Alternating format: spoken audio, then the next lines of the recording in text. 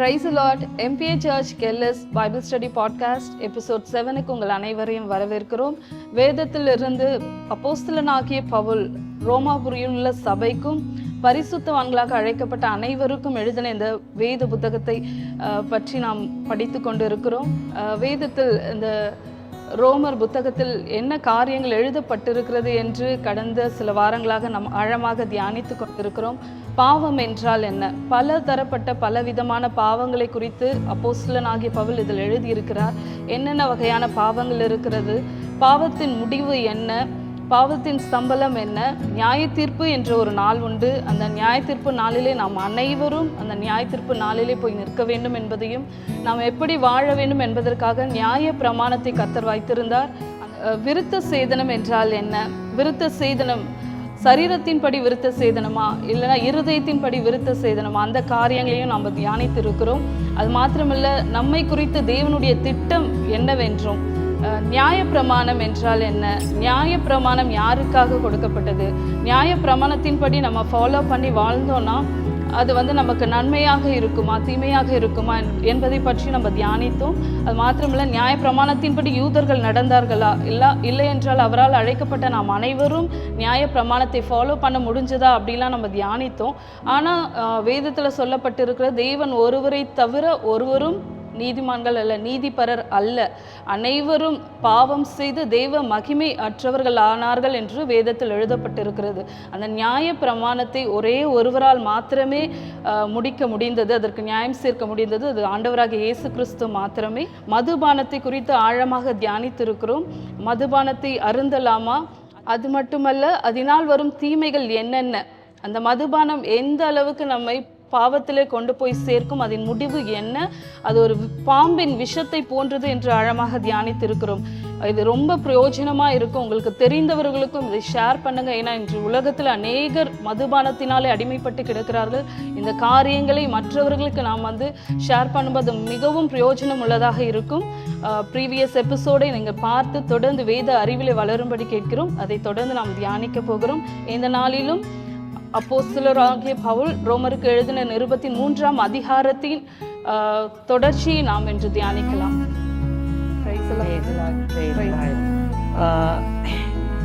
Last week நம்ம 3வது அதிகாரம் 20வது வசனம் வரைக்கும் முடிச்சோம்.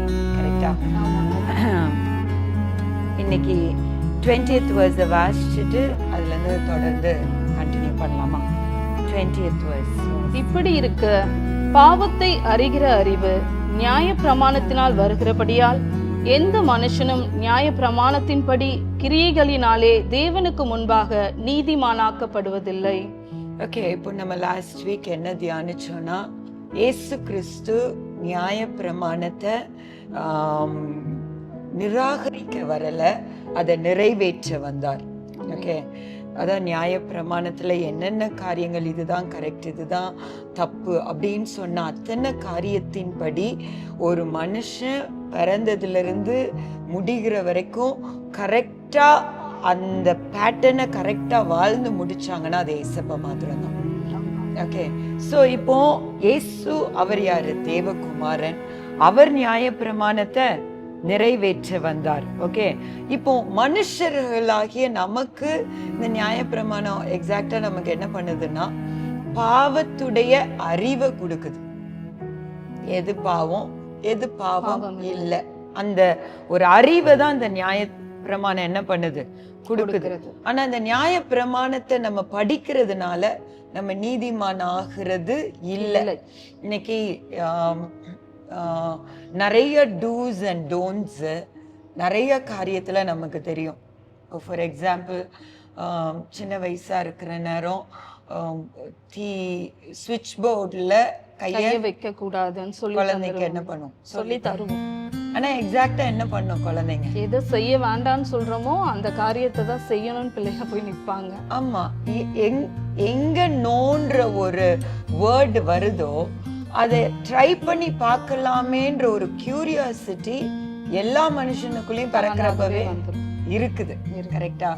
ஸோ இந்த நியாய பிரமாணத்துல thou shalt not, இதை செய்யாத, கொலை செய்யாத, விபச்சாரம் செய்யாதிருப்பாயாக, விபச்சாரம் செய்யாதிருப்பாயாக, இருப்பா, அத செய்யாதன்னா நிறைய இருக்கு. ஓகே, இந்த தன்மை ஒரு மனுஷனுக்குள்ள நோன் சொல்றத செஞ்சு பார்க்கணுன்ற தன்மை தான் இன்னைக்கு நியாய பிரமாணத்தை யாராலையும் கை கொள்ள விடாதபடி அவங்கள தவற வைக்குது. ஓகே, சோ அப்போனா நியாய பிரமாணத்தின் படி வாழ்ற மனுஷன் தான் நீதிமான், அந்த பர்ஃபெக்ட்னஸ்க்குள்ள வர முடியும். இப்போ நியாய பிரமாணம் நமக்கு இருக்கு, ஆனா அதை என்ன பண்ற ஸ்டேட்ல நம்ம இல்ல, ஃபாலோ பண்ண முடிகிற ஸ்டேட்ல நம்ம இல்ல. இதுக்கு ஒரு சொல்யூஷனா தான் ஆண்டவராகிய இயேசு இந்த பூமிக்கு வந்தார். ஹல்லேலூயா, ஹல்லேலூயா. 21வது வசனத்துக்கு போலாம். இப்படி இருக்க நியாய பிரமாணம் இல்லாமல் தேவநீதி வெளியாக்கப்பட்டிருக்கிறது. அதை குறித்து நியாய பிரமாணமும் தீர்க்க தரிசனங்களும் சாட்சியிடுகிறது. ஓகே, இப்படி இருக்க நியாய பிரமாணம் இல்லாமல் தேவநீதி வெளியாக்கப்பட்டிருக்கிறது. ஹல்லேலூயா. நியாய பிரமாணம் இல்லாமல் தேவநீதி வெளியாக்கப்பட்டிருக்குது. இப்போ இயேசு கிறிஸ்துவ பத்தி இந்த 21வது வசனம் தெளிவா சொல்லுது. இயேசு கிறிஸ்து நியாய பிரமாணத்தை நிறைவேற்றினார். ஆனா அந்த நியாய பிரமாணம் என்னென்ன இருக்குன்னு பார்த்து அவர் ஃபாலோ பண்ணல. அவர் தேவ நீதி, அவர் பரிசுத்தர், அவர் மகிமை நிறைந்தவர். the wholeness of godhood, தெய்வத்துவத்தின் நிறைவு முழுமை அவர்ல இருந்தது, வெளியாகி இருக்கிறது. ஹல்லேலூயா. அந்த நிறைவு நியாய பிரமாணத்தை நிறைவேற்றி இருக்கிறது. புரியுதா? எக்ஸாக்டா இந்த வேர்டு நியாய பிரமாணம் இல்லாமல், ஹல்லேலூயா, தேவநீதி வெளியாக்கப்பட்டிருக்கிறது. சோ இயேசு இந்த நியாய பிரமாணத்தை ஃபாலோ பண்ணணும்னு ஒரு எஃபர்ட் எடுக்கல. அவருக்குள்ள இருந்த அந்த நிறைவு நியாய பிரமாணத்தை நிறைவேற்றுச்சு. அதான் அந்த வார்த்தையுடைய அர்த்தம். தொடர்ந்து அது இயேசு கிறிஸ்துவை பற்றி இல்லம்மா, அந்த second part of the 21st அதை குறித்து நியாய பிரமாணமும் தீர்க்க தரிசனங்களும் சாட்சியிடுகிறது. அதை குறித்து நியாய பிரமாணமும் தீர்க்க தரிசனங்களும் சாட்சியிடுகிறது. எதை குறிச்சு? நியாய பிரமாணம் இல்லாம தேவநீதி வெளியாக்கப்பட முடியுமா? ஓகே, இது ஓல்ட் டெஸ்டமெண்ட்ல லாஸ் அண்ட் தீர்க்கதரிசிகள் இத முடியும்ன்ற அந்த தன்மையை வெளிப்படுத்தி இருக்கிறாங்க. அதான் நீங்க ஓகே, ஆதியாகமம் 15:6 அவன் கர்த்தரை விசுவாசித்தான், அது அவனுக்கு நீதியாக எண்ணினார். ஓகே, இங்க இந்த பாட்டு எக்ஸாக்டா என்ன சொல்லுதுன்னா, இவனுக்கு இப்ப என்னது இல்ல, வம்சம் இல்ல. ஓகே, பிள்ளை இல்லாம இருக்குது. இந்த சூழ்நிலையில இவன் கர்த்தரை விசுவாசிக்கிறான். இந்த பழைய ஏற்பாட்டு காலத்துல அந்த சிஸ்டமே வேற மாதிரி இருக்கிறப்போ கர்த்தர் அவனுடைய விசுவாசத்தை கனப்படுத்தி அங்க தேவ நீதிய அவன் மூலம் விளங்க பண்ணி அவனை ஒரு என்னது கல்தேயர், ஒரு புறஜாதி தேசத்திலிருந்து வர்றான். இவ்வளவு ஒரு சிச்சுவேஷன்ல இருக்கிறவன் விசுவாசிகளுக்கு எல்லாம் தகப்பன்ன்ற ஒரு ஸ்தானத்துக்கு அவனை கொண்டு வருது. ஹல்லேலூயா. இது எக்ஸாக்ட்டா என்ன சொல்லுதுன்னா, நியாய பிரமாணமில்லாமல் தேவநீதி வெளியாக முடியும். அதாவது ஆபிரகாம் வாழ்ந்த காலத்துல நியாய பிரமாணம் என்ற ஒன்று இல்லை. மோசேக்கு பிறகுதான் நியாய பிரமாணத்தையே வந்துச்சு. அத ஃபாலோ பண்ற ஹாபிட்ஸ் எல்லாமே அதுக்கப்புறம் வருது. ஆமா. சோ இதுக்கு முன்னாடி வாழ்ந்த ஆபிரகாம் விசுவாசத்தினாலே தேவநீதியை பெற்றுக்கொண்டார். சோ நியாய பிரமாணத்துக்கு முன்பாக ஆபிரகாம் தன்னுடைய விசுவாசத்தினாலே தேவநீதியை வெளிப்படுத்தி இருக்கிறாருன்றத இந்த வார்த்தை அதுதான் இங்க வசனம் சொல்லுது. அதை குறித்து நியாய பிரமாணமும் தீர்க்க தரிசனங்களும் சாட்சியிடுது. அதான் அந்த வார்த்தையுடைய அர்த்தம். சங்கீதம் 32வது அதிகாரம் 1-2 வசனங்கள். எவனுடைய மீறுதல் மன்னிக்கப்பட்டதோ, எவனுடைய பாவம் மூடப்பட்டதோ அவன் பாக்கியவான். எவனுடைய அக்கிரமத்தை கர்த்தர் எண்ணாதிருக்கிறாரோ, எவனுடைய ஆவியில் கபடமில்லாதிருக்கிறதோ அவன் பாக்கியவான். எவனுடைய மீறுதல் மன்னிக்கப்பட்டதோ, எவனுடைய பாவம் மூடப்பட்டதோ அவன் பாக்கியவான். சோ இங்க நியாயப்பிரமாண காலத்துல எழுதப்பட்டதான் சங்கீதம். ஓகே, இங்க தெளிவா சொல்றாரு, நியாயப்பிரமாணம் இருந்தாலும் நீ மீறின காரியங்கள் மன்னிக்கப்பட முடியும், நீ செய்யற பாவம் மூடப்பட முடியும். ஓகே, எவனுடைய அக்கிரமத்தை கர்த்தர் எண்ணாதிருக்கிறாரோ, எவனுடைய ஆவியிலே கபடம் இல்லாதிருக்கிறதோ அவன் பாக்கியவான். நம்ம இந்த இதை எடுத்தோம்னா, தாவீது ஆசரிப்பு கூடாரத்துல போய் அவனுக்கு பசிக்குது, அங்க இருக்கிற அப்பத்தை என்ன பண்றான்? சாப்பிடு. இங்க அந்த ஆக்சுவலி பார்க்க போனா ஆசரிப்பு கூடாரத்துல இருக்கிற அப்பத்தை ஆசாரியர்கள் மாத்திரம் தொட முடியாது. இங்க தாவீதின் மேல ஆசாரியத்துவ அபிஷேகமும் இருந்தது, ராஜரிக அபிஷேகமும் இருந்தது. இங்க கர்த்தர் அந்த இடத்துல for a minute things are overlooked and அவனுடைய தேவை அங்க என்ன பண்ணப்படுது? நிறைவேற்றப்படுகிறது. நியாயப்பிரமாணம் இல்லாமல் தேவ நீதி என்ன பண்ணப்பட்டிருக்கு? ஏற்கனவே வெளியாக்கப்பட்டிருக்குது. ஓகே, இப்ப இயேசு கிறிஸ்து, அதாவது நியாயப்பிரமாணம் இல்லாத ஒரு இடத்துல தேவனுடைய பரிசுத்தம், தேவனுடைய அன்பு, தேவனுடைய இரக்கம், தேவனுடைய கிருபை இது நிறைவாய் வெளிப்பட்ட இன்ஸ்டன்சஸ் பைபிள்ல முன்னாடியும் இருக்குது. அததான் இந்த வசனம் தெளிவா சொல்லுது. ரோமர் 3வது அதிகாரம் 21வது வசனம். இப்போ இந்த நீதி எப்படி வெளியாகுது அத தெளிவா அடுத்த வசனங்கள்ல இருந்து தொடர்ந்து நம்ம பார்ப்போம். அது இயேசு கிறிஸ்துவை பற்றும் விசுவாசத்தினாலே பலிக்கும் தேவ நீதியே. விசுவாசிக்கிற எவர்களுக்குள்ளும் எவர்கள் மேலும் அது பலிக்கும், வித்தியாசமே இல்லை. 23:22. அது இயேசு கிறிஸ்துவை பற்றும் விசுவாசத்தினாலே பலிக்கும் தேவ நீதியே. விசுவாசிக்கிற எவர்களுக்குள்ளும் எவர்கள் மேலும் அது பலிக்கும், வித்தியாசமே இல்லை. இந்த தேவ நீதி ஏற்கனவே ஆபிரகாமுக்கு வெளிப்பட்ட தேவ நீதி, தாவீதுக்கு வெளிப்பட்ட தேவ நீதி, இது எப்படி பலிக்கும்? ஓகே, இயேசு கிறிஸ்துவை பற்றும் விசுவாசத்தினாலே. ஹல்லேலூயா. இப்ப யூதருக்கு நீங்க நியாயப்பிரமாணத்துல மாத்திரம்தான் தேவ நீதி வெளிப்பட முடியும்னு யோசிச்சுட்டு இருக்கீங்க. நோ, நீதியாய் வந்த இயேசு கிறிஸ்துவினால இந்த தேவ நீதி வெளிப்படுகிறது. ஹல்லேலூயா. இது யாருக்குள்ள யாரு மேல அது பலிக்கும்? விசுவாசிக்கிற எவர்களுக்குள்ளும் எவர்கள் மேலும். ஆமென்.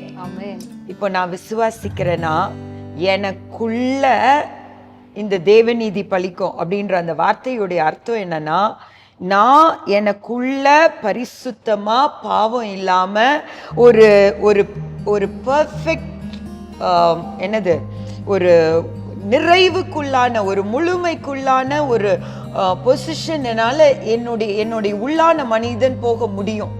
எவர்களுக்குள்ளும், அடுத்தது எவர்கள் மேலும். ஓகே, இப்போ நான் ஒரு காரியத்தை செஞ்சிருக்கிறேன், இதுக்கு எனக்கு தண்டனை இது வந்தே ஆகணும்.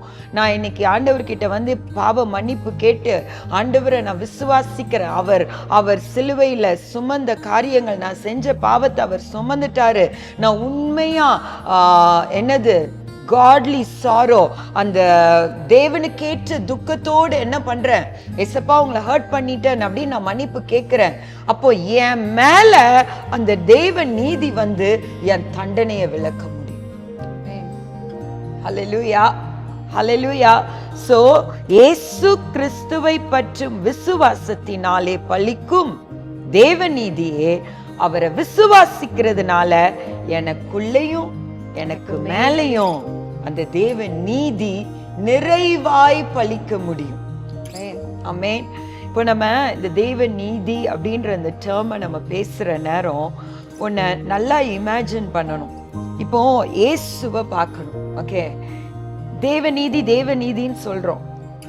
தேவநீதியோட வேர்டுடைய ஈக்குவலண்ட் இன்னொரு வேர்டு இருக்குன்னா, நம்ம பிதாவானவர் இருக்கிறாரு, அவரை பார்க்க முடியாது, அவரை அறிய முடியாது, அவருடைய ஸ்தானமே வேற. இப்போ அந்த மகிமையே வேற. இப்போ நீங்களும் நானும் கண்டு பார்த்து உணர்ந்து அனுபவிக்கிறவர் யாரு? இயேசு கிறிஸ்து, சபையுடைய தலை. மணவாளனாகிய சபைக்கு மணவாட்டியாகிய சபைக்கு மணவாளன். ஓகே, இவரை மாத்திரம் தான் நம்ம என்ன பண்ணிட்டு இருக்கோம்? எக்ஸ்பீரியன்ஸ் பண்ணிட்டு இருக்கோம். கரெக்டா? இவரை எக்ஸ்பீரியன்ஸ் பண்ற நம்ம அவர் மாத்திரம் தான் நம்ம பார்க்கிற தேவநீதி. தேவநீதி தேவநீதின்றப்போ அதனுடைய ஈக்குவலண்ட் வேர்ட் யாருன்னா இயேசு கிறிஸ்து. 2 கொரிந்தியர் 5:21 நினைக்கிறேன். 2 கொரிந்தியர் 5:21. நாம் அவருக்குள் தேவனுடைய நீதியாகும்படிக்கு பாவம் அறியாத அவரை நமக்காக பாவமாக்கினார். இப்ப இயேசு பாவம் ஆனார், ஆனா அவர் பாவம் அறியாதவர். அந்த பாவங்கள் அவர் மேல சுமத்தப்பட்டுச்சு. எதுக்காகனா நம்ம தேவ நீதி ஆகும்படிக்கு. அப்படிதானே வேர்ட் இருக்கு. நம்ம தேவ நீதி ஆகும்படிக்கு அவர் பாவமானார். ஓகே, அப்போனா ஒரிஜினலா அவர் தேவ நீதியா இருந்தார், பாவம் அறியாதவரா இருந்தார். இந்த பாவங்கள் எல்லாம் இயேசுவின் மேல சுமத்தப்பட்டுச்சு. ஓகே, இப்போ அங்க இருந்த அந்த தேவ நீதி கம்ப்ளீட், அந்த ஹோல்னஸ் அவரை விசுவாசிக்கிறவங்களுக்கு வந்து சேருது, பலிக்கும். அதான் வசனம் சொல்லுது. ஓகே, சோ இப்போ நீனும் நானும் தேவ நீதியை எப்படி அட்டெயின் பண்ணுவோம், எப்படி அத அந்த நிலைய நிறைவாய் பெறுவோம் அப்படின்ற அந்த இது எப்படின்னா, இப்ப நான் ஒரு பொய் பேசுறேன் அப்படின்னு எடுத்துப்போம். சரியா? எனக்கு நல்லா தெரியும் பேசுறது பொய் பேசுறது தப்பு, பயங்கரமான பாவம் நல்லா தெரியும். ஆனா நான் என்ன பண்ணிடுறேன்? பொய் பேசு மீறி. இப்ப நான் என்ன பண்றேன்? அன்னைக்கு என்னோட பிரேயர் டைமுக்கு நான் போய் உட்கார்றேன். முழங்கால் போட்டா ஃபர்ஸ்ட் ஆண்டவர் ஜூம் பண்ணி நமக்குள்ள இருக்கிற பரிசுத்த ஆவியானவர் எதை தான் ஜூம் பண்ணி காமிப்பாரு? பாவ உணர்வு நமக்கு உணர்வு கொடுக்கிறார். நம்ம பேசுற அந்த பொய் நமக்கு நினைவுக்கு வரும். அந்த வேலையில கிளீனா வரும். உனக்கு தெரியும் இது பொய் தானே. அந்த சூழ்நிலையை சமாளிக்க நீ என்ன பண்ண? பேசுன. இப்போ நம்ம உணர்த்தப்பட்ட உடனே ஃபர்ஸ்ட் நிறைய நொண்டி சாக்கெல்லாம் வரும். இதுக்காக தானே நான் இப்படி பேசினேன், அதுக்காக தானே இப்படி பேசினேன், அப்படி எல்லாம் வரும். அதெல்லாம் தாண்டி நாம் ஆராதிக்கிற ஆண்டவர் பயங்கரமான பரிசுத்தர். அந்த பரிசுத்த ஸ்டாண்டர்டுக்கு தான் அவர் நம்மளுடைய ஜெபம் நம்மளை மாற்றும். நம்ம இருக்கிற நிலைமையில நம்மளை தட்டி கொடுக்காது. எப்படி தட்டி கொடுக்கும்னா, உணர வச்சு நம்மளை மனம் திரும்ப வச்சு, பரவாயில்ல இப்ப நான் உன்னை ஏற்றுக்கொள்றேன் அப்படின்னு தட்டி கொடுக்கும். நீ பாவியா வர்றல, புரியுதானே? புரியுது. அந்த உணர்வடைய வச்சுட்டு அதுக்கப்புறம் உன்னை நீ பாவின்னு கொடுமைப்படுத்தாது, அப்புறம் தட்டி கொடுக்கும். நம்ம அவர்கிட்ட சரண்டர் ஆன உடனே நமக்கே ஒரு கான்ஃபிடென்ட் வந்துரும். ஆமா, கரெக்ட். சோ இந்த உணர்வு வர்ற நேரம் உடனே இல்ல, என்னன்னாலும் நம்ம ஆண்டவரை என்ன பண்ணிருக்க கூடாது? துக்கப்படுத்தி இருக்க கூடாது. ஒரு சூழ்நிலைக்காக தப்பா என்ன பண்ணிட்டோம்? பேசிட்டோம். ஆண்டவரே என்ன மன்னிங்க, அடுத்த வாட்டி நீதிக்காக நான் துன்பப்படணும்னா படுறேன், ஆனா நான் என்ன பண்ணிட மாட்டேன்? போய் பேச மாட்டேன். அத மன்னிப்பு கேட்டு, அந்த மன்னிப்பு நம்ம கேட்கிற நேரம் இங்க இருக்கிற இந்த பாவம், பொய்ன்ற பாவம் இங்க இருந்து சிலுவைக்கு டிரான்ஸ்பர் ஆகிறத நம்மளுடைய கண்கள் பார்க்க முடியும். ஹல்லேலூயா. இயேசு அன்னைக்கே கொல்கொதா மலையில இப்போ செஞ்ச இந்த பொய்ன்ற பாவத்தை அவர் அன்னைக்கே சுமந்தாருன்றத நம்ம ஆவியில அது டிரான்ஸ்பர் ஆகிறத நம்மளால என்ன பண்ண முடியும்? உணர முடியும், அனுபவிக்க முடியும். அது நம்மளை விட்டு வெளியே எடுக்கப்படுது. இது அங்க போய் அவர் சிந்தினார்ல ஒரு ரத்தம், அந்த ரத்தம் இந்த பாவம், இந்த பாவத்துக்குரிய கான்சிக்வன்ஸ்னா அந்த பாவத்துடைய விளைவு. ஓகே, இது எல்லாத்தையும் என்ன பண்ணுது? கழுவி சுத்திகரிச்சு இயேசுவுடைய பெர்ஃபெக்ட்னஸ் இருக்குல்ல, அந்த நீதியை இங்க டிரான்ஸ்பர் பண்ணி அந்த மனசாட்சியை சுத்தமாக்குறத நம்மளால நல்லா அனுபவிக்க முடியும். அவருடைய நிறைவு நமக்குள்ளேயும் வர்றத நம்மளால அந்த வேலையில உணர முடியும், தெளிவா உணர முடியும்.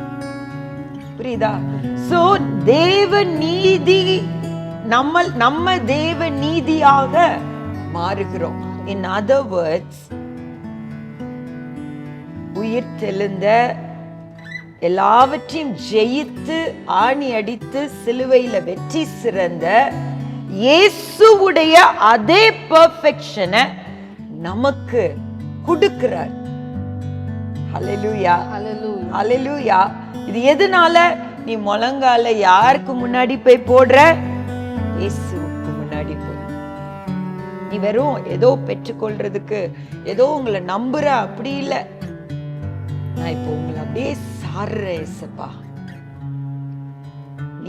நீங்க தான் நீதி, நான் குறைவுள்ளவள், இந்த குறைவை நான் தான் பண்ண உணர்ற, மன்னிப்பு கேட்கிற, என்ன மன்னிங்கன்றப்போ இத அங்க அந்த கிரேட் எக்ஸ்சேஞ்ச் நடந்தது இல்ல, அதை திருப்ப நிஜமாக்கி அவருடைய நீதியா நம்மளை மாற்றுகிறார். ஹல்லேலூயா. சோ விசுவாசத்தினாலே மாத்திரம்தான் தேவ நீதியை நீனும் நானும் பெற்றுக்கொள்ள முடியும், கிரியையில அல்ல. அது தொடர்ந்து அதனுடைய ஆழத்துக்கு நம்ம போவோம். அடுத்த வசனம் வாசிமா, 23 ரோமன். எல்லாரும் பாவம் செய்து தேவ மகிமையற்றவர்களாகி இலவசமாய் அவருடைய ரட்சிப்பினாலே கிறிஸ்து இயேசுவில் உள்ள மீட்பை கொண்டு நீதிமான்கள் ஆக்கப்படுகிறார்கள். போதும்.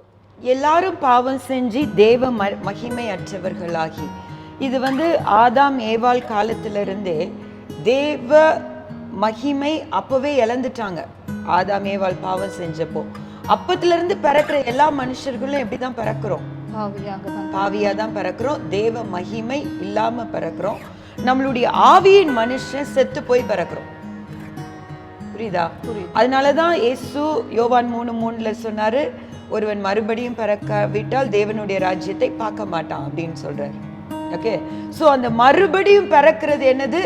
புதிய ஆவி ஒண்ணு கொடுக்கிறாரு. எப்போ நம்ம இயேசு கிறிஸ்துவை பார்த்து, ஏசப்பா நான் உங்களை சொந்த ரட்சகரா ஏற்றுக்கிறேன், நான் பாவி, எனக்கு எனக்கு என்ன கழுவுங்க, உங்க பரிசுத்தம் வேணும், என்ன பரலோக ராஜ்யத்துக்கு கூட்டிட்டு போங்கன்னு நம்ம அவரை நோக்கி பார்க்கிறோம்ல, மனம் திரும்புதல் உண்டாகிற வேலையில எக்ஸாக்டா என்ன நடக்குதுன்னா நம்ம தேவ நீதி ஆகுறோம். ஓகே, இந்த காரியம் ஒரு எப்படி வெளிப்படுதுன்னா, அவர் புது ஆவியை கொடுக்கிறார், புது இருதயத்தை கொடுக்கிறார். இந்த இருதயத்துல ஃபுல்லா திருக்கும் அழுக்கும் எல்லா விதமான கேடு உள்ளதும் இருக்குது. ஓகே, பிறந்ததுல இருந்து அதுலதான் வளர்றோம். இப்போ இத கம்ப்ளீட்டா எடுத்துட்டு, ஆவி செத்து போய் இருக்கு, இருதயம் கேவலமா இருக்கு, இந்த ரெண்டுத்தையும் எடுத்துட்டு ஒரு புது ஆவி புது இருதயத்தை கொடுத்து தேவ நீதியாய் நம்மளை மாற்றுகிறார். ஒரு புது ஸ்டார்டிங்க கொடுக்கிறார். அதனாலதான் மறுபடியும் நீ பிறந்துட்ட, இது மனிதன் புதிதாக சிருஷ்டிக்கப்படுறாரு. ஆமா, இந்த புது ஸ்டார்ட் அப் தான் நம்மள ஒரு கிறிஸ்தவன், இயேசுவை பின்பற்றுகிற சீஷன், புரியுதா?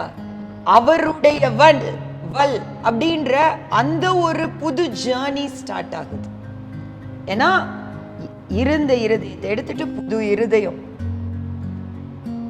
செத்துப்போன ஆவியை எடுத்துட்டு புது ஆவி. இப்படிதான் தேவ நீதியை நம்மள நிறைவேற்றி பலிக்க வைக்கிறார் நம்ம மேல. ஓகே, இப்போ எல்லாம் பாவம் செஞ்சு தேவ மகிமை அற்றவர்களாகி, அடுத்த வசனம், இலவசமாய் அவருடைய கிருபையினாலே கிறிஸ்து இயேசுவில் உள்ள மீட்பை கொண்டு நீதிமான்கள் ஆக்கப்படுகிறார்கள். தேவன் பொறுமையாய் இருந்த முற்காலத்தில் நடந்த பாவங்களை தாம் பொறுத்து கொண்டதை குறித்து தம்முடைய நீதியை காண்பிக்கும் பொருட்டாகவும் தாம் நீதியுள்ளவரும் இயேசுவனிடத்தில் விசுவாசமாய் இருக்கிறவனை நீதிமான் ஆக்குகிறவருமாய் விளங்கும்படி இக்காலத்திலே தமது நீதியை காண்பிக்கும் பொருட்டாகவும் கிறிஸ்து இயேசுவினுடைய இரத்தத்தை பற்றும் விசுவாசத்தினாலே பலிக்கும் கிருபாதார பலியாக அவரையே ஏற்படுத்தினார். ஓகே, இங்க இந்த 3 வசனத்துல 3 காரியங்களை தெளிவா கொண்டு வர்றார். ஒரு பாவியின் நிலைய 3 விதமான நிலைகளை வச்சு இயேசு அந்த பாவியை எப்படிப்பட்ட நிலைகள்ல இருந்து மீட்கிறார், அதாவது அவரோட நீதியை விளங்க பண்ணுகிறார், நீதிமான் ஆக்குகிறார் அப்படின்றத கொண்டு வர்றார். நம்பர் 1 வந்து ஜஸ்டிஃபிகேஷன். ஓகே, இப்போ ஜஸ்டிஃபிகேஷன், நீதிமான்கள் ஆக்கப்படுகிறார்கள் அப்படின்ற அந்த வார்த்தை 24 வருதுல.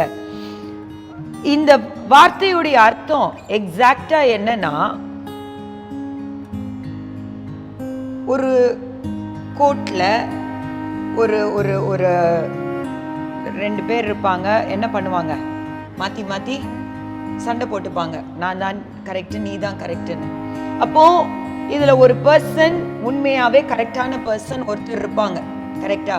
அவங்க இந்த இந்த இன்னைக்கு இது நடந்தது, இப்போ நான் இதை பண்ணேன், இப்படி பண்ணல, இப்படிதான் செஞ்சோம், எல்லாத்துக்கும் ஒரு ப்ரூஃப் எடுத்துட்டு வந்து என்ன பண்ணுவாங்க? கடைசியில அவங்க தான் கரெக்ட்ன்றதை என்ன பண்ணுவாங்க? ஜஸ்டிஃபை பண்ணிடுவாங்க. கரெக்டா? சோ இந்த கோர்ட் சிச்சுவேஷனை கொண்டு வர்றார்.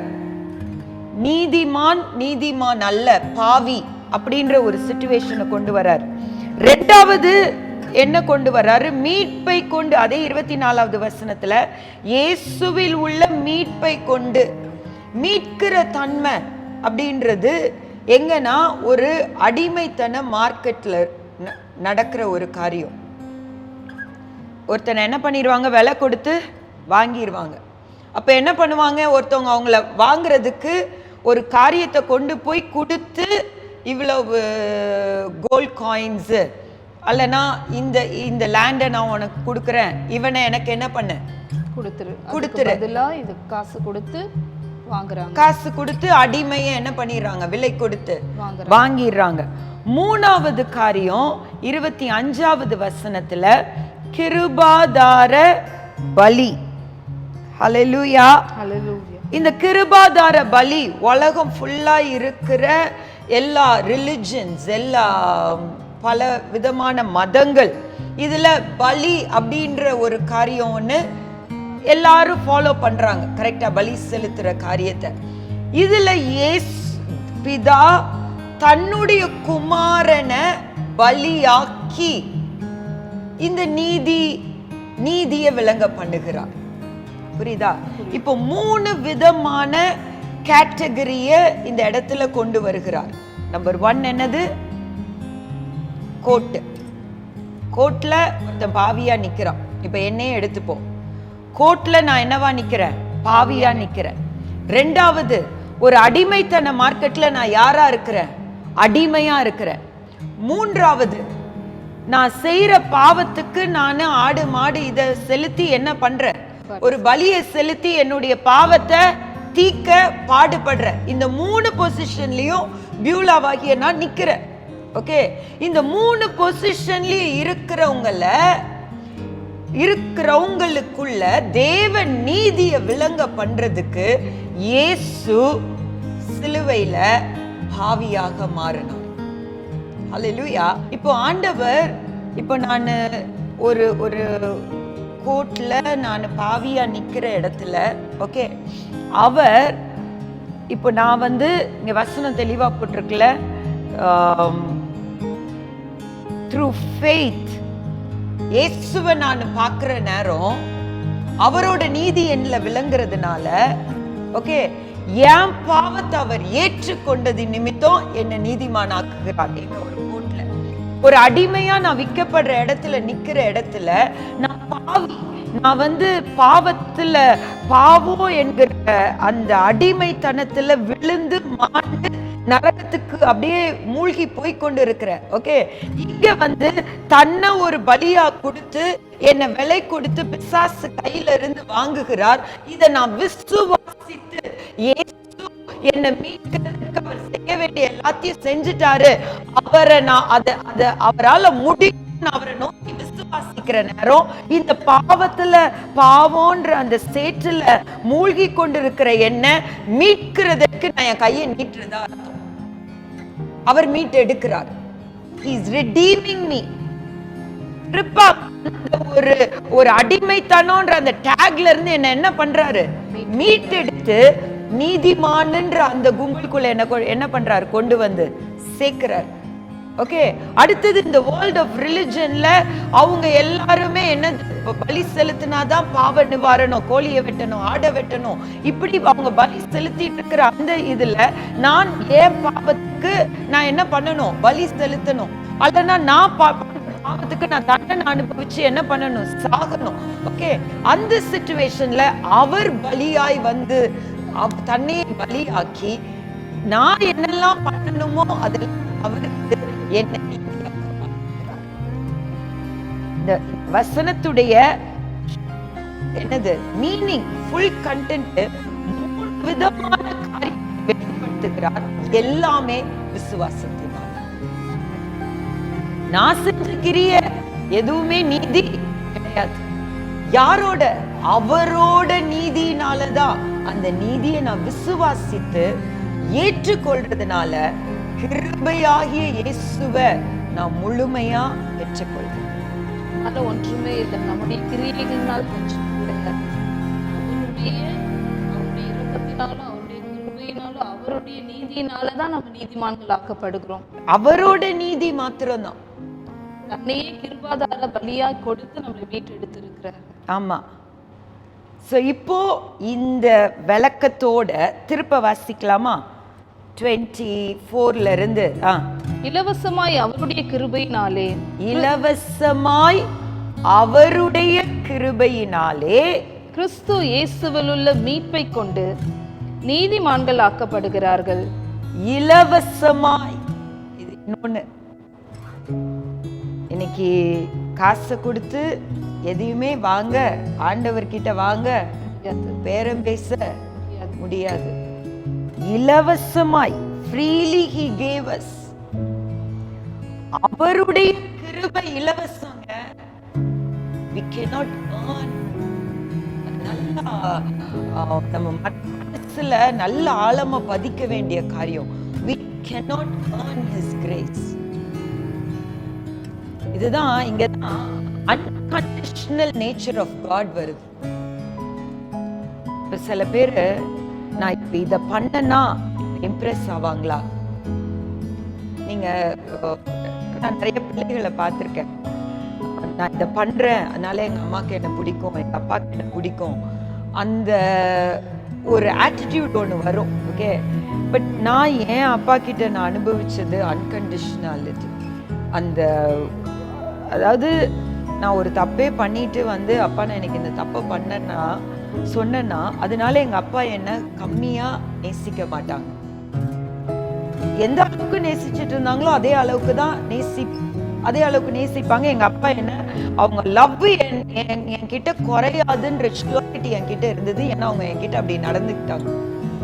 ஓகே, இன்னைக்கு இது எங்க அப்பா கர்த்தருக்குள்ள ஆவிக்குள்ள ஆண்டவரோட நெருங்கி இருந்து தேவ தன்மைய அந்த இடத்துல இருந்ததுனால தேவ தன்மையை எனக்கு என்ன பண்ணாங்க, வெளிப்படுத்தினாங்க. இன்னைக்கு நம்ம உலகத்துல எல்லா இடத்துலயும் இந்த தன்மை பாக்குறது இல்ல. ஓகே, நம்மளே அப்படி இல்லை. கரெக்டா? இன்னைக்கு என்ன சொல்ல வர்றேன்னா, அந்த இலவசமாய் நம்ம என்ன காரியத்தை செய்தும் அவருடைய கிருபையை சம்பாதிக்க முடியாது, அவருடைய நீதியை சம்பாதிக்க முடியாது. நம்ம என்ன பண்ணாலும் அவர் ஏற்றுக்கொள்ளுகிற தேவன், நம்மள அப்படியே அக்செப்ட் பண்ணுகிற தேவன். இந்த இடத்துலதான் கெட்டகுமாரன் கதை வந்து plays an important role. அவன் எப்படி ஓடி வந்தானோ, அந்த பன்னி நாத்தம் சொத்தை இழந்தான், காலி பண்ணிட்டான், தேவையில்லாதவங்களுக்கு செலவு பண்ணி முடிச்சுட்டான். என்ன இல்லாமையில வந்தானோ, எந்த நாற்றத்துல வந்தானோ, எல்லாத்தோட அந்த தகப்பன் மறுபடியும் என்ன பண்ணிக்கிட்டான்? ஏற்றுக்கொண்டார். இன்னைக்கு அதுதான் இலவசமான கிருபை. இவன் நல்லா பெரிய மகன் நல்லா தான் நடந்தான், இவன் நல்லா நல்லா நடக்கலனாலும் அந்த கிருபையை இலவசமாய் பெற்றுக்கொண்டான். இன்னைக்கு நீங்களும் நானும் அதே கேட்டகரி தான். எந்த விதத்திலயும் நம்ம நல்லா நடக்கல, ஆனா இலவசமாய் நமக்கு அவருடைய கிருபையினாலே, ஹல்லேலூயா, நம்மளுடைய மைண்ட் நம்ம இப்படி ஒண்ணு செய்ததுனால நம்மளை ஏற்றுக்கொண்டார், இப்படி ஒண்ணு பண்ணதுனால தேவன் நம்மளை ஏற்றுக்கொண்டார். பக்தி உள்ளவனை கர்த்தர் நமக்காக தெரிந்து கொள்ளுகிறார். அந்த பக்தியிலையும் அவன் நீதிமானா இல்ல, பக்தி தான் இருக்கு, தெய்வம் வேணும், கடவுள் வேணும், எப்படியாவது நல்லா நடக்கணும்ன்ற என்னது முயற்சி தான் இருக்கு, அங்க ரிசல்ட் இல்ல. ஓகே, ஆனா ஆண்டவர் இலவசமாய் நம்மளுடைய we cannot earn his grace, we cannot earn his righteousness. எந்த விலை கிரயமும் நம்மளால செலுத்த முடியாது. நம்மளுடைய குட் ஒர்க்ஸே அதை பெற்று நமக்கு தர முடியாது. விசுவாசம் மாத்திரம்தான் நமக்கு பெற்று தர முடியும். ஹல்லேலூயா. இப்போ நல்லா இன்னும் கொஞ்சம் கிறிஸ்பா கொண்டு போட்டா, இலவசமாய் we don't earn it, நம்ம பாவிகள். ஓகே, ஆனா அந்த இலவசமான அவருடைய கிருபையினால், ஓகே, அந்த கிருபை எப்படிதான் கிடைக்குது? இலவசமா கிடைக்குது. இதை எப்படி நம்ம பெற்றுக்கொள்ள முடியும்? விசுவாசத்தினால். புரிஞ்சுதா? இலவசமாய் அவருடைய கிருபையினாலே கிறிஸ்து இயேசுவில் உள்ள மீட்பை கொண்டு நீதிமான்களாக்கப்படுகிறார்கள். ஹல்லேலூயா, ஹல்லேலூயா. தேவன் பொறுமையாயிருந்த முற்காலத்தில் நடந்த பாவங்களை தாம் பொறுத்து கொண்டதை குறித்து தம்முடைய நீதியை காண்பிக்கும் பொருட்டாகவும், தாம் நீதி உள்ளவரும் இயேசுவினிடத்தில் விசுவாசமாய் இருக்கிறவனை நீதிமானாக்குகிறவருமாய் விளங்கும்படி இக்காலத்திலே தமது நீதியை காண்பிக்கும் பொருட்டாகவும், இயேசு கிறிஸ்துவனுடைய இரத்தத்தை பற்றும் விசுவாசத்தினாலே பலிக்கும் கிருபாதார பலியாக அவரையே ஏற்படுத்தினார். ஹல்லேலூயா, ஹல்லேலூயா. யார் ஏற்படுத்தினார்? பிதா. யாரை ஏற்படுத்தினார்? இயேசுவை. இயேசு யாரு? கிருபை. அது எப்படி அந்த கிருபை கிடைக்குது? நம்மளுடைய நல்லத்தனத்தினால இல்ல, இலவசமாய். எதையோ நம்ம செஞ்சதுனால நமக்கு கிடைக்கல, இலவசமாய். We don't deserve it, but still he gives us freely. Okay, இதுல என்ன இதை எப்படி பெற்றுக்கொள்ள முடியும்? விசுவாசிக்கிற. என்ன விசுவாசிக்கிறப்போ அவருக்கு கிருபாதார பலி, அவர் மீட்கிறவர், அவர் நீதிமான். ஹல்லேலூயா, ஹல்லேலூயா, ஹல்லேலூயா. சோ இந்த 3 வசனத்தை ஆழமா, 4 வசனத்தை ஆழமா படிச்சோம்னா நம்ம தேவ மகிமையற்றவர்களா இருக்கும். நம்மள என்ன விதமான குவாலிஃபிகேஷனும் இல்ல டு ரிசீவ் God's righteousness. அவருடைய நீதியை பெற்றுக்கொள்ள நமக்கு எந்த தகுதியும் இல்லை. நம்ம எந்த அளவுக்கு அவரை சார்ந்து விசுவாசத்தை குறிச்சு கொரிந்தியர்ல பியூட்டிஃபுல்லா போட்டிருக்கோம். 1 கொரிந்தியர் 2வது அதிகாரம் 4வது வசனம் வாசிமா. உங்கள் விசுவாசம் மனுஷனுடைய ஞானத்தில் அல்ல, தேவனுடைய பலத்தில் நிற்கும்படிக்கு. போதும். உங்க விசுவாசம் மனுஷனுடைய ஞானத்தில் அல்ல, தேவனுடைய பலத்தில் நிற்கும்படி. பல வருஷம் முன்னாடி இந்த வசனத்தை நான் தியானிக்கிறப்போ கர்த்தர் எனக்கு ஒரு ஒரு இதை கொடுத்தாரு. விசுவாசத்துல போராடி சில காரியங்களை நடக்கணும் அப்படின்லாம் கிடையாது. விசுவாசம்ன்றது இப்படிதான் இருந்தா இப்படிதான் நடக்கும்ன்றது உலக நியமனம். புரியுதா? எப்படி சொல்லலாம்? கேன்சரோ இல்ல வியாதியோ ஏதோ வந்தா அதனுடைய முடிவு வந்து மரணமா தான் இருக்கும். ஆமா, இப்படி அதாவது உலக நியமனம் மெடிக்கல் படி இப்படி இருந்தா இதுதான் இதோட முடிவு, இத்தனை மாசம் இருப்பாங்க, அதோட போயிரும். கரெக்டா? பட் தேவனுடைய பலத்துல நிக்கிறது தான் விசுவாசம்னு போட்டிருக்கு. அப்படின்னா you just rely on God. என்னோட நிலைமை, என்னோட சிச்சுவேஷன், என்னோட காரியங்களுக்கு இது என்ன இல்லை, இதனுடைய விளைவு வேற மாதிரி தான் முடியணும். ஆனா உங்க ஞானம், உங்க பலன், உங்களோட பிளான்ல நான் அப்படியே என்ன பண்றேன், சாயிறேன். நான் பண்ண பாவத்துக்கு நான் ஜெயிலுக்கு போய் தான் ஆகணும். நான் பண்ண பாவத்துடைய சாபத்துக்கு என் வாழ்க்கை, என் எதிர்காலம் கேவலமா இருந்துதான் ஆகணும். ஆனா நான் என்ன பண்றேன், உங்களுடைய நீதி, உங்களோட பலம், உங்களுடைய கிருபை, உங்கள நான் அப்படியே என்ன பண்றேன், சார்றேன். I am nothing and I completely trust you are going to take care of me. நான் 100% நீங்க என்ன பார்த்துக்கொள்ள போறீங்க. நீங்க எல்லாத்தையும் மாத்தி உங்களுடைய அந்த நியமனம், உங்களுடைய பேட்டர்ன்ல என்ன என் ஃபியூச்சரை, என்னோட எல்லாத்தையும் நீங்க நடத்த போறீங்கன்னு தேவன் மேல அப்படியே ரிலை பண்றதுதான் விசுவாசம்.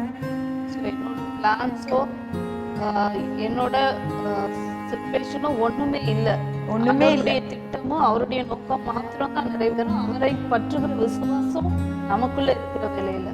ஆமே. சோ அந்த விசுவாசிக்கிறதுன்றது தேவன் மேல அப்படியே சாஞ்சிடுறது. பார்த்துக்கோங்கப்பா, என்னால முடியல, எனக்கு தெரிஞ்ச ரிசல்ட் எல்லாம் வேற, but I don't want that, நீங்க பார்த்துக்கோங்க அப்படின்னு சாடுறதா என்னது, விசுவாசம். ஓகே, சோ கிறிஸ்து இயேசுவினுடைய இரத்தத்தை பற்றும் விசுவாசத்தினாலே பலிக்கும் கிருபாதார பலியாக அவரை ஏற்படுத்தினார். சோ நம்ம நீதி வெறும் இயேசு கிறிஸ்துவை பற்றும் விசுவாசத்தினாலே, through grace, கிருபையின் மூலமாக. அந்த கிருபை எப்படிப்பட்டது? இலவசமாய் வருது. புரிஞ்சுதா? 3 வசனம் ரொம்ப ஆழம். இன்னும் நம்ம வாசிக்க இங்க இருக்கிறவங்களுக்கு புரிஞ்சிருக்கும்னு நினைக்கிறேன். இன்னும் நம்ம வாசிக்க இதோடைய கிளாரிட்டி நல்லா வரும். ஓகே, 27வது வசனத்துக்கு போலாமா? இப்படி இருக்க மேன்மை பாராட்டல் எங்கே? அது நீக்கப்பட்டதே. எந்த பிரமாணத்தினாலே? கிரியா பிரமாணத்தினாலேயா? அல்ல, விசுவாச பிரமாணத்தினாலேயே. இப்போ இவர் சொல்றாரு, யூதர்கள் நாங்க அப்படி இப்படின்றீங்களே, இலவசமா தான் உனக்கு கிருபை கிடைக்குது. அந்த கிருபை த்ரூ கிருபையினால விசுவாசத்தை கொண்டு நீ என்ன பண்ற, இயேசுவின் இரத்தத்தினால நீதிமானாக்கப்படுற. உன்னுடைய கான்ட்ரிபியூஷன் இதுல என்னது? ஒண்ணுமே இல்லை. உன்னோட கான்ட்ரிபியூஷன் ஒண்ணுதான், அவர் மேல அப்படி சாயிறது, அவரை சார்ந்து வாழ்றது மட்டும். நீங்க சிலுவையில சுமந்துட்டீங்க, உங்களால எல்லாத்தையும் மாத்த முடியும். அந்த ஒரு ரிலையன்ஸ், அந்த ஒண்ணுதான் நீ பண்ற. இந்த ரிலை பண்றதுக்கு நான் பெரிய யூதன், நான் பெரிய கிரேக்கன், நான் பெரிய நீதிமான், நான் அவன், நான் இவன் அப்படின்னு நீ பெருமை பாராட்டுறதுக்கு இங்க இடமே இல்லை. அதுதான் சொல்றாரு. யாரு மேன்மை பாராட்ட முடியும்? எவ்வளவு பெரிய ஊழியக்காரரா இருக்கட்டும், இன்னைக்கு ரட்சிக்கப்பட்ட ஒரு மனுஷனா இருக்கட்டும், ஒருத்தர் என்ன பண்ண முடியாது, மேன்மை பாராட்ட முடியாது. எல்லாரும் இலவசமான கிருபையினால, கிருபையை என்னது, இலவசமான அவருடைய கிருபையினாலே, அவருடைய இயேசுவில் உள்ள மீட்பை கொண்டு. ஹல்லேலூயா. விசுவாசத்தினாலே நீதிமானாக்கப்படுகிறோம். ஆமென். சோ ஒரு மனுஷன் ஜெபம் பண்றப்போ விசுவாசிக்காம பாவி பாவி பாவி பாவினா சாகிற வரைக்கும் அவன் பாவியா தான் இருப்பான். எப்போ இயேசு தனக்கு செய்த அந்த நம்மள நீதிமான் ஆக்க அவர் பாவி ஆயிட்டாரு, அதை நம்ம ஏற்றுக்கொள்றதுக்கு அவர் மேல சாஞ்சி அதை ஏற்றுக்கொண்டோனா அவன் நீதிமானாக்கப்படுறான். இன்னைக்கு அதனாலதான் பிசாசு இந்த காரியத்தை அட்டெயின் பண்ண விடாம சில பேரை குற்ற உணர்வு ஒன்ன வச்சு கடைசி வரைக்கும் கொண்டு போயிடுறோம். நீங்க நிறைய பேரை பார்த்தோம்னா சின்ன வயசுல ரட்சிக்கப்படுவாங்க, அதுக்கப்புறம் அவங்க வாழ்க்கை தடுமாறி வேற மாதிரி போயிடும். தெரியும் அவங்களுக்கு இயேசு எவ்வளவு நல்லவர், ரட்சிப்பின் சந்தோஷம் தெரியும். ஏன்னா நீதிமானாக்கப்படுகிறது வெறும் இன்டர்னல் கிடையாது, உள்ளான காரியம் கிடையாது. நம்மளுடைய எல்லா இமோஷன்ஸையும் அது வேற மாதிரி ஆக்கும். அதுல இருக்கிற சந்தோஷம், அதுல இருக்கிற சமாதானம், அதுல இருக்கிற ஒரு புதுமைத்தனம், அது எல்லாத்துலயும் நமக்கு காமிக்கும். அதுக்கப்புறம் நம்ம பேசுற பேச்சில் அது வெளிப்படும், நம்ம பார்க்கிற பார்வையில வெளிப்படும், நம்ம செயல்ல வெளிப்படும், எல்லாத்துலயும் அந்த ரட்சிப்புன்றது வெளிப்படும். சோ ஒன்ஸ் பின் வாங்கி அப்படி இருக்கிற நேரம் பிசாசு ஒன்னெல்லாம் திருப்ப, உனக்கு இவ்வளவு தூரம் வசனம் தெரியும், நீ பின் வாங்கி போயிட்ட, ஒன்னெல்லாம் திருப்ப ஆண்டவர் ஏற்றுக்கொள்ளவே மாட்டாரு. இந்த குற்றப்படுத்தி படுத்தி படுத்தி படுத்தி அவனை இயேசுவை விசுவாசிக்க விடாமையே அவனை காலி பண்றதுக்கு தான் பிசாசு போராடி கொண்டு இருக்கிறான். புரியுதா? அந்த குற்ற உணர்வு அவன் கொடுத்து கொண்டே இருக்கிற காரணம் விசுவாசிக்க கூடாது. நீ பாவின்ற அந்த உணர்வு அவனுக்குள்ள திரும்ப திரும்ப வரும்போது அவனால அடுத்த கட்டம் ஆண்டவருக்குள்ள நெருங்கவே முடியாது. ஆண்டவர் அதை தாண்டி இப்போ நீதிமான் என்ற ஸ்தானத்துல இருக்கிற நேரம் தான் ஆசீர்வாதங்களை பெற்றுக்கொள்ள பாத்திரவான்கள் ஆகிறோம். அந்த நீ பாத்திரவான் ஆயிட்டா நீ என்ன ஆக தொடங்குவ? ஆசீர்வாதத்தை பெற்றுக்கொள்ள தொடங்குவ. அந்த ஆசீர்வாதம் நிரம்ப நிரம்ப நீ அநேகருக்கு என்னவா மாற தொடங்கிடுவ? ஆசீர்வாதமா மாற தொடங்கிடுவ. சோ இந்த பேஸே உன்னை காலி பண்றதுக்காக தான் பாவி பாவி பாவி பாவி பாவின்னு பாவ உணர்வு நம்மளுக்கே உணர்வு, சுத்தி இருக்கிறவங்களை வச்சு குற்றப்படுத்துறது, இப்படி ஒரு தன்மையில அநேகரை இன்னைக்கு என்ன பண்ணி கொண்டு இருக்கிறான்? இயேசுவை அறிந்தவங்களை இழுத்து பிடிச்சு வச்சிருக்கிறான். இது இயேசுவை அறியாதவங்களை இவ்வளோ ஒரு சாதாரணமா, அதாவது எளிமையா, ஈஸியா இவ்வளோ ஒரு பெரிய ரட்சிப்பை பெற முடியுமா? இவ்வளவு தூரம் நீதிமான் ஆக முடியுமா? இந்த ஒரு இதுக்கு கொண்டு வராம அதுக்கு மறைச்சி விக்கிரகத்தை வச்சு இதை பாரு, கோழியை வெட்டு, ஆடை வெட்டு, புரியுதா? இவ்வளவு கோயில உண்மையான உணர்வு வரவிடாம, பாவ உணர்வு வரவிடாம இதெல்லாம் பலி செலுத்தினா நம்ம பாவத்துல இருந்து விடுதலையானோன்ற ஒரு போலியான ஒரு உணர்வை கொண்டு வராங்க. போலியான ஒரு காரியத்தை காமிச்சு இந்த ஈஸியான ஒரு காரியத்தை அனுபவிக்க விடாம இன்னைக்கு பிசாசு தடுத்து கொண்டு இருக்க. புரியுதா? சோ இப்ப 28வது வசனத்தை பார்க்கலாம். ஆதலால் மனுஷன் நியாய பிரமாணத்தின் கிரியைகள் இல்லாமல் விசுவாசத்தினாலேயே நீதிமானாக்கப்படுகிறான் என்று தீர்க்கிறோம். ஆதலால் மனுஷன் நியாய பிரமாணத்தின் கிரியைகள் இல்லாமல் விசுவாசத்தினாலேயே நீதிமானாக்கப்படுகிறான் என்று தீர்க்கிறோம். ஹல்லேலூயா, ஹல்லேலூயா.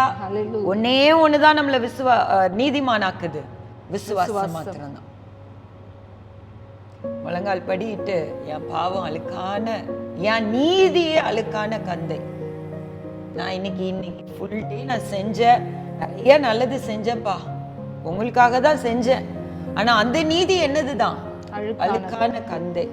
உங்க ரத்தம் என்ன எந்த அளவுக்கு கவர் ஆயிருக்குதோ, ஏன்னா அந்த ரத்தம் பரிசுத்த ரத்தம், அதுதான் என்ன வாக்குது? நீதிமானாக்குது. இந்த அறிவு ஒரு மனுஷனுக்கு வந்ததுன்னா லீகலிசம், இந்த இப்படினா இப்படி அப்படினா அப்படின்னு கொண்டு வர்ற எல்லாமே உடைஞ்சிரும். நம்ம யாருமே ஒண்ணுமே இல்ல, அவருடைய ரத்தத்தினால பரிசுத்தவானாக்கப்பட்டிருக்கிறோம். இன்னொருத்தனை குற்றப்படுத்துறதுக்கு நம்ம யாரு கிடையாது, எந்த விதத்திலையும் தகுதி கிடையாது. அந்த நம்மளுடைய நல்லத்தனத்தினால நம்மள பரிசுத்தவான் ஆண்டவர் சொல்லல, அவருடைய ரத்தத்தினாலதான் நம்ம பரிசுத்தவான். வேற யாரையும் நம்ம தப்பா பேசுறதுக்கு நம்மளுக்கு என்னவே இல்லாம போயிருது, தகுதியே இல்லாம போயிருது. ஹல்லேலூயா. விசுவாசத்தினால் மாத்திரம்தான் என்னன்னு தீர்க்கப்படுகிறோம், நீதிமானாக்கப்படுகிறான் என்று தீர்க்கப்படுகிறோம். 29th verse. தேவன் யூதருக்கு மாத்திரமா தேவன், புறஜாதிகளுக்கும் தேவன் அல்லவா? ஆம், புறஜாதிகளுக்கும் அவர் தேவன் தான். விருத்த சேதனம் உள்ளவர்களை விசுவாசத்தினாலும் விருத்த சேதனம் இல்லாதவர்களை விசுவாசத்தின் மூலமாயும் நீதிமான்கள் ஆக்குகிற தேவன் ஒருவரே. ஹல்லேலூயா. இப்ப திரும்ப பவுல் அப்போஸ்தலன் யூதர் புறஜாதியார் கண்டென்ட்டை கொண்டு வர்றார். இப்ப யூதருக்கு மாத்திரம் தேவனா? இல்ல, புறஜாதிக்கும் தேவன். அப்ப யூதர் யாரு? விருத்த சேதனம் பண்ணப்பட்டவங்க. விருத்த சேதனம் பண்ணப்பட்டவங்க எப்படி ரட்சிக்கப்படுறாங்க? விசுவாசத்தினால. விருத்த சேதனம் இல்லாத நம்ம புறஜாதியார் எப்படி ரட்சிக்கப்படுகிறோம்? விசுவாசத்தின் மூலம். ஓகே.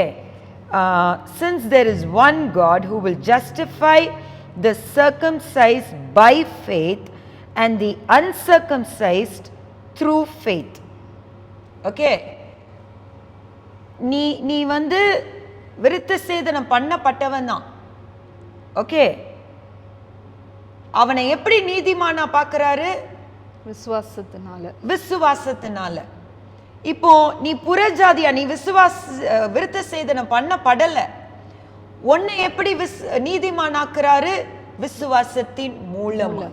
சோ இந்த 30வது வசனம் தெளிவா சொல்லுது, ரெண்டு பேருக்கும் ஒன்னே ஒண்ணுதான். என்னது? விசுவாசம். விசுவாசம் ஒண்ணுதான் உன்னை நீதிமானாக்கும். விசுவாசம் ஒண்ணுதான் உன்னை பரலோகத்துக்கு கொண்டு போகும். கடைசி வசனம் பார்ப்போமா? அப்படியானால் விசுவாசத்தினாலே நியாய பிரமாணத்தை அவமாக்குகிறோமா? அப்படியல்ல, நியாய பிரமாணத்தை நிலை நிறுத்துகிறோமே.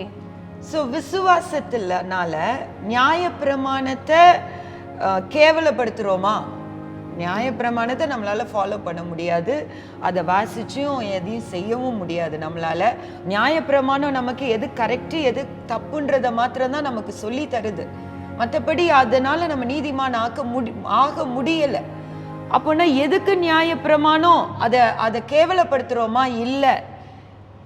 நியாய பிரமாணம்ன்றது ஒன்று தெரியாதவங்களே விசுவாசத்தினால ரட்சிக்கப்பட்டாங்கன்னா, நியாய பிரமாணம் என்னதெல்லாம் டிமாண்ட் பண்ணுதோ அவ்வளவுத்தையும் கீப் பண்ணிடுவோம், ஃபாலோ பண்ணிடுவோம். புரியுதா? விசுவாசத்தினால தேவனுடைய நீதியை பெற்றுக்கொள்றப்போ நியாய பிரமாணத்துடைய ஃபுல்னஸ் உடைய அந்த மகிமை இங்க நம்ம பாவத்தை மேற்கொண்டு எல்லாத்தையும் மேற்கொண்டு தேவனுடைய சாயலுக்கு ஒத்த சாயலாகி தேவனை போல நம்ம வாழ தொடங்கிடும். ஆமென். ஹல்லேலூயா. சோ இது வரைக்கும் புரிஞ்சிருக்கும்னு நினைக்கிறேன். இன்னும் தொடர்ந்து இதனுடைய ஆழம் இன்னும் போகும். ஆனா நீங்க வாசிக்க வாசிக்க வாசிக்க தொடர்ந்து அப்படியே ஃபாலோ பண்றப்போ ஒரு நல்ல ஒரு கிளாரிட்டி வரும். பவுல் அப்போஸ்தலன் பியூட்டிஃபுல்லா எழுதி இருக்கிறாரு, எப்படி நம்மளோட நீதி வேஸ்ட். இது ஒரு பெரிய ரிலீஃபை கொடுக்கும். என்னன்னா, நம்ம என்ன விதத்துலயும் கிரேட் கிடையாது, ஆனா எவ்வளவு கிருபையா இலவசமா அவரோட கிருபையினால நமக்கு இந்த ரட்சிப்பை கொடுக்கிறாரு. அதை நம்ம பெற்றுக்கொள்றதுக்கு விசுவாசம் மாத்திரம்தான் தேவை. அந்த விசுவாசத்தின் துவக்கமும் அவரு. புரியுதா? அந்த விசுவாசத்தை துவக்கிறார்ல, அந்த துவக்கிற ஆப்பர்ச்சுனிட்டியை நம்ம என்ன பண்ணிடக்கூடாது, உதாசீனப்படுத்தாம துவக்கிறத பற்றி கொண்டு அவர் மேல சார்ந்தோனா நீதிமான் என்ற தன்மையை நம்ம பெற்றுக்கொள்றோம். இவ்வளவு நேரம் ரோமர் 3ஆம் அதிகாரத்தை நம்ம தொடர்ந்து தியானித்து கொண்டிருந்தோம். வேர்ட் பை வேர்டா ரொம்ப ஆழமா தியானித்தோம். யார் நீதிமான்? நாம் எப்படி நீதிமான்கள் ஆக்கப்படுகிறோம்? நம்முடைய கிரியையினாலேயா? இல்லவே இல்லை. நம்ம எப்படி நீதிமான்கள் ஆக்கப்பட்டோம்? இயேசு கிறிஸ்துனுடைய அவருடைய கிருபை அதை இலவசமாய் நமக்கு கொடுத்ததினாலே அவர் நம்மை மீட்டெடுத்து நம்மை நீதிமான்கள் ஆக்கி இருக்கிறார். நம்முடைய பாவத்திலிருந்தும் நம்முடைய அடிமைத்தனத்திலிருந்தும் அவர் கிருபாதார பலியாய் இருந்து நம்மை மீட்டெடுத்து அவருடைய நீதியினாலே நாம் நீதிமான்கள் ஆக்கப்பட்டிருக்கிறோம் என்ற ஒரு ஆழமான சத்தியத்தை இன்று நாம் தியானித்தோம்.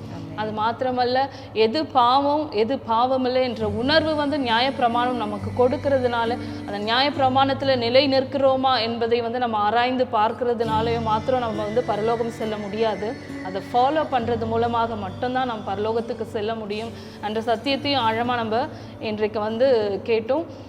இதை தொடர்ந்து நீங்க பார்த்து கொண்டிருக்கும் போது வேதத்தை அறிகிற அறிவிலே வளர்வீங்க. எது பாவம் என்கிற உணர்வு, அந்த ஆண்டவர் நம்மளை நீதிமான்கள் ஆக்கி இருக்கிறார் என்ற அந்த உணர்வுக்குள்ளாக நாம் செல்லும் பொழுது அந்த உணர்வே நமக்கு ஒரு நிறைவான ஒரு மன மகிழ்ச்சி நம்ம இருதயத்தில் கொடுக்கும். தொடர்ந்து நாம் ரோமருக்கு எழுதின நிருபத்தை மீண்டுமாய் தியானிக்கலாம். வருகிற வாரத்திலிருந்து தொடர்ந்து பாருங்கள். இதற்கு முன்பாக பார்க்காதவர்கள் ப்ரீவியஸ் எபிசோட்ஸை பார்த்தீங்கன்னா இன்னும் உங்களுக்கு ஆழமான சத்தியம் விளங்கும். செபிக்கலாமாக்கா? எங்களை அளவிற்கு அதிகமாக நேசிக்கிற எங்கள் நல்லருமை பிதாவே, உமக்கு ஸ்தோத்திரம் ஆண்டவரே. ஆசிர்வதிக்கப்பட்டதான இந்த வேலைக்காக உமக்கு நன்றி செலுத்துகிறோம் ஆண்டவரே. வேதத்தை அறிகிற அறிவிலே வளர செய்வதற்கான இந்த ஒரு முயற்சியில கர்த்தாவே நாங்கள் ஈடுபட்டு கொண்டிருக்கிற வேலையில கர்த்தர் எங்களோடு இவ்வளவு நேரமா இடைப்பட்டதற்காக நன்றி செலுத்துகிறோம் ஆண்டவரே. இந்த வேலையை பிரயோஜனப்படுத்தி கொண்டு பார்த்த ஒவ்வொருவருக்காகவும் நாங்கள் செபிக்கிறோம் ஆண்டவரே. இந்த ஆழமான சத்தியத்தை அறிந்து கொண்டு கண்கள் திறக்க பண்ணுகிற இந்த வேலைக்காக நன்றி ஆண்டவரே. வேதத்தை அறிகிற அறிவை வளரத்தக்கதாக வாஞ்சையோடு என்று பார்த்து கொண்டிருக்கிற ஒவ்வொரு கர்த்தர் அதிகமாய் ஆசீர்வதிக்கும்படியாய் ஜெபிக்கிறோம் ஆண்டவரே.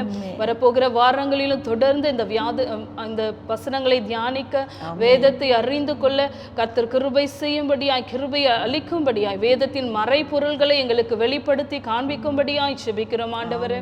எல்லாவற்றையும் சமூகத்தில் தாழ்த்துகிறோம். சகல துதி கனம் மகிமையா உமக்கே செலுத்துகிறோம். நஸ்ரீனாக இயேசுவின் நாமத்தில் ஜெபிக்கிறோம். ஜெபங்களும் எங்கள் ஜீவனுள்ள நல்ல பிதாவே, ஆமென். மீண்டுமாய் அடுத்த எபிசோட்ல உங்களை சந்திக்கும் வரை God bless you all.